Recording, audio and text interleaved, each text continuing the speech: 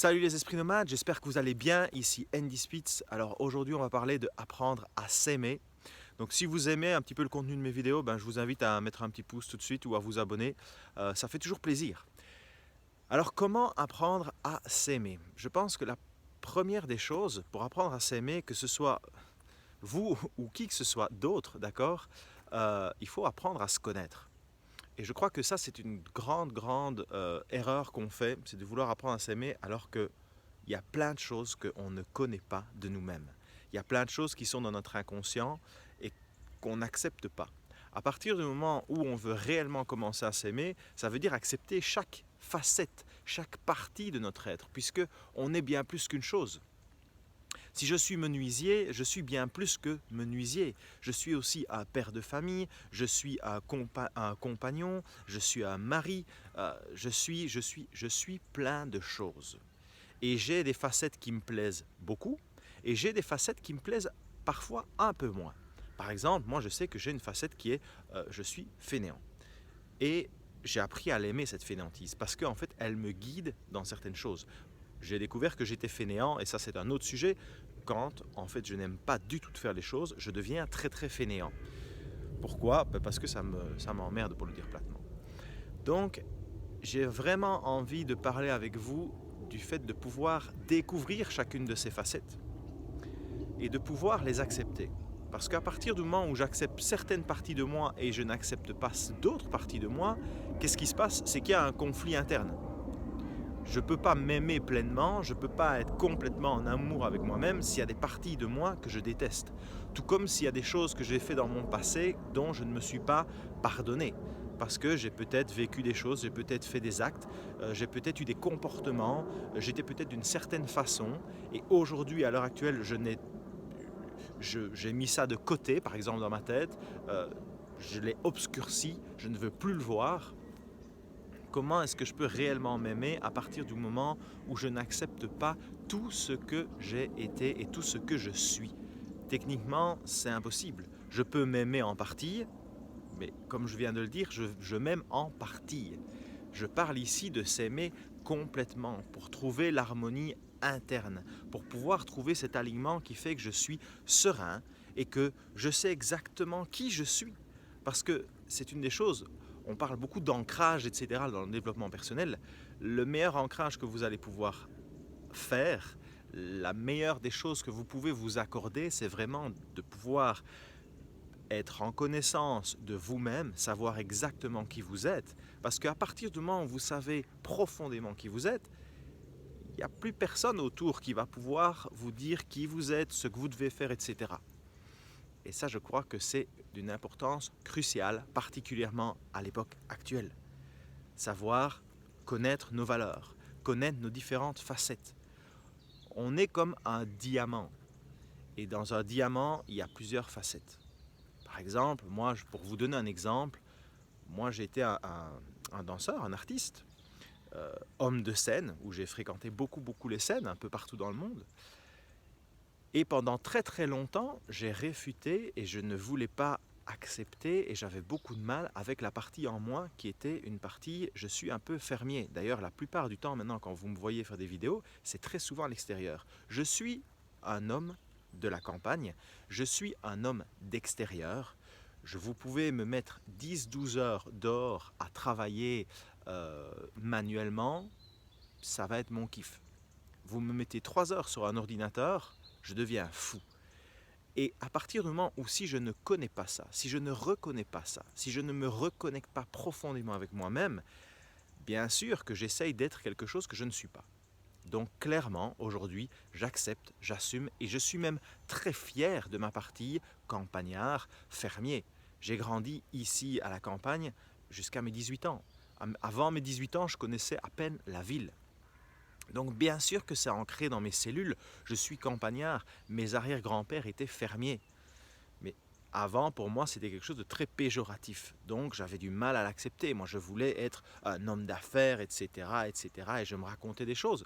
Ce qui compose aussi une de mes autres facettes. Parce que clairement, je suis dans le business depuis que je suis gamin, par l'intermédiaire de mon père, de mon grand-père, du côté paternel, fatalement. Et ça a toujours été un jeu pour moi, les affaires. Donc, je peux être autant fermier que homme d'affaires. Et d'ailleurs, il y a des fermiers qui sont des très bons hommes d'affaires, ça je peux vous le garantir. Et en même temps, j'ai cette facette artistique, puisque j'ai foulé les scènes, euh, à faire des représentations, à transmettre mon art pendant plus de 15 ans. Qu'est-ce qui se passe si je refuse, comme moi personnellement je l'ai fait, certaines parties de moi? C'est que je crée un conflit, comme je l'ai dit il y a quelques minutes, et donc je n'accepte pas la totalité de mon être. Et donc je suis incapable de m'aimer profondément. Donc le premier conseil, en gros, si je peux me permettre, c'est pouvoir déjà se poser et se dire, ok, qui est-ce que je suis réellement? Quelles sont mes différentes facettes? Parce que peut-être que je suis footballeur et qu'en même temps, je suis, j'aime faire du skateboard. Ou peut-être que je suis très croyant et que je vais à l'église, que je suis très très catholique et que je suis en même temps footballeur, mais que pour moi peut-être que ça ne fait pas bien. Vous voyez ce que je veux dire? L'idée, c'est vraiment de pouvoir trouver tout ce qui nous fait vibrer et de pouvoir développer chacune de nos facettes, de façon à pouvoir déjà en être conscient. Parce que moi, je peux vous dire que jusqu'à 10 ans, ma facette fermier, je ne la connaissais pas. Enfin, elle n'était pas consciente. Alors maintenant, comment est-ce qu'on peut faire justement pour découvrir ces différentes facettes? Comment est-ce que moi j'ai fait pour découvrir? Il n'y a pas de secret, il faut vivre l'expérience. Et quand quelque chose vous fait vibrer physiquement, quand vous ressentez dans vos sens que vous êtes bien, eh bien clairement, c'est que ça fait partie de vous. Moi, voilà, je suis ici, je suis dans la nature, je suis chez moi, tranquille. C'est juste merveilleux. Voilà, je suis dans mon jardin, c'est immense. J'aime les couleurs d'automne, j'aime tout ça, j'aime le parfum des feuilles. Donc à partir du moment où je ressens ça profondément au fond de moi, c'est que ça fait partie de moi. Et après, peu importe le nom qu'on lui donne, campagnard, fermier, homme de la nature, on s'en fout. Hein. Ça, je veux dire, s'il y a un mot qui convient mieux que d'autres, clairement, faites-vous plaisir. Moi, c'est pas plus que j'aime le mot fermier, c'est juste que je trouvais important pour moi de l'accepter. Et à partir du moment où j'ai accepté toutes ces différentes facettes, tout comme ma facette de fainéantise, tout comme ma facette de contrôlant, parce que oui, j'ai des comportements qui sont contrôlants à certains moments avec les personnes qui m'entourent, euh, eh ben, je me sens beaucoup plus en harmonie et plus en paix. C'est exactement la même chose. Et quand on commence à s'accepter vraiment tel que nous sommes, à pouvoir créer cette harmonie en nous, vous allez voir aussi que ce qui se passe, c'est qu'on a tendance à beaucoup plus facilement accepter les autres tels qu'ils sont, avec leur côté positif et avec leur côté un peu moins brillant.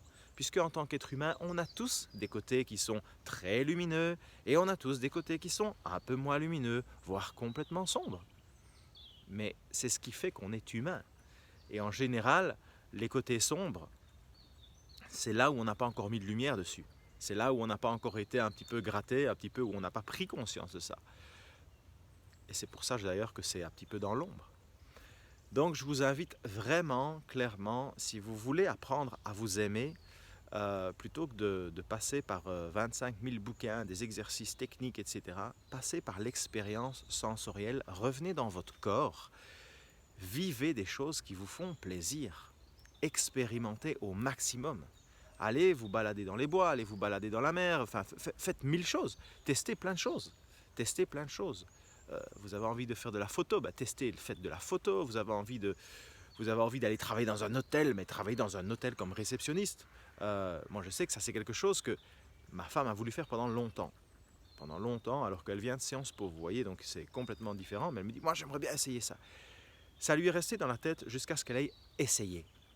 Donc la seule solution pour savoir ce qui vous plaît, ce qui ne vous plaît pas, ce qui vous fait réellement vibrer au fond de vous, c'est clairement de pouvoir passer par l'expérience sensorielle, l'expérience vécue. C'est pas en lisant des bouquins, en suivant des séminaires, en faisant des exercices pratiques, vous voyez, à prendre un carnet, noter, oui, quelles sont mes valeurs, etc. Ou moi je désire ça, moi je suis ceci. Je l'ai fait, hein, je peux vous dire que je l'ai fait. Des trucs super organisés, avec des organigrammes. Ça marche pas. Ça rapproche peut-être un petit peu de l'objectif, mais clairement, ce qui est important, si vous voulez vraiment apprendre à vous connaître, vivez l'expérience. Vous avez toujours rêvé de faire du surf, de savoir les sensations que ça va vous procurer. Eh bien, allez faire du surf, ne serait-ce que 2 heures. Vous allez voir que peut-être qu'après 2 heures, vous allez vous geler les miches dans l'océan et vous allez vous dire, tout compte fait, tu sais quoi, c'est vraiment pas pour moi ce truc. C'est pas du tout pour moi.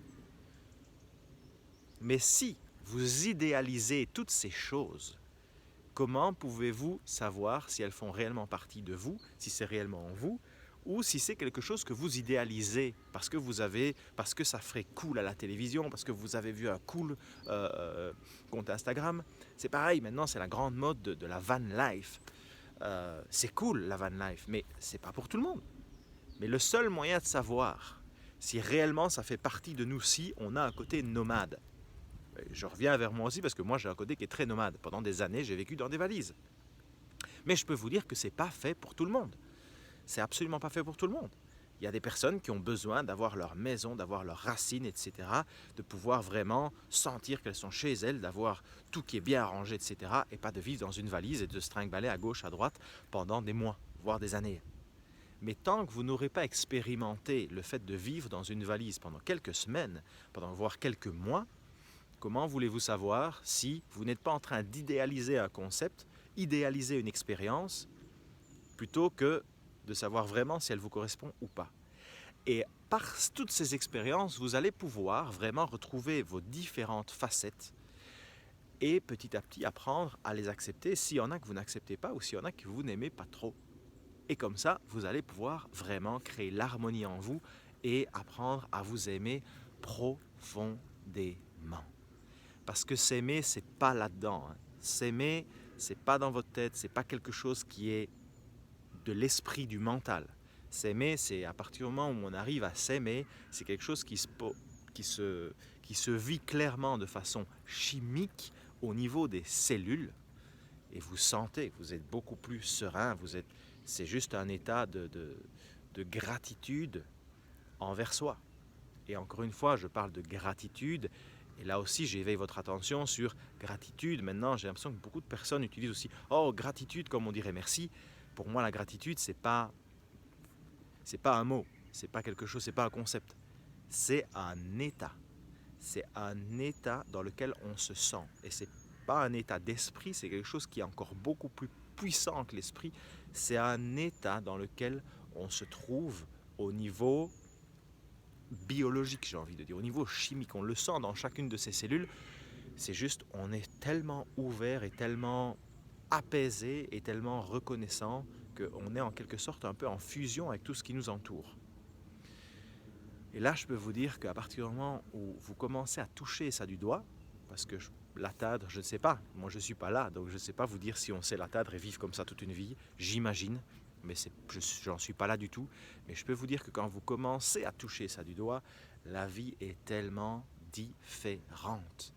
Là, vous avez une perspective qui est radicalement différente et elle devient magique et elle est merveilleuse.